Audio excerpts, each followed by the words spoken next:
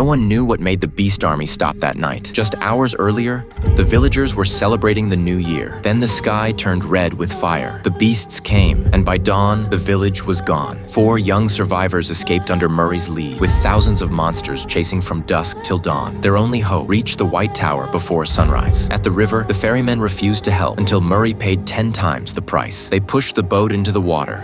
But before they reached the far side, the beast army arrived. They stopped at the riverbank. No one dared to step forward. A few were shoved into the water and vanished within seconds. They feared water, just as Murray predicted. The group finally had a moment to breathe, but from the crowd came their commander, the Eyeless One. He raised his head and let out a roar so sharp it froze their blood. To keep them from following, Land cut the ropes and set the boat adrift, but the ferrymen panicked, jumped into the water to swim back. Murray had no choice but to use magic. Light surged, the river twisted, and a massive whirlpool swallowed him whole. They were safe, but the silence was heavy. The young ones couldn't understand why every rescue came with a sacrifice. By morning, they rode again, through mountains and forests toward the White Tower. Murray healed the horses with his last strength, but his wounds only worsened. A healer who could never heal himself. That night, he spoke to Evan, a young woman with power she didn't yet understand. He gave her a pendant, told her to feel it. The crystal glowed in her hand, proving the force within her was real. Murray smiled faintly. One day, when she mastered that light, she would become a true twofold master. But peace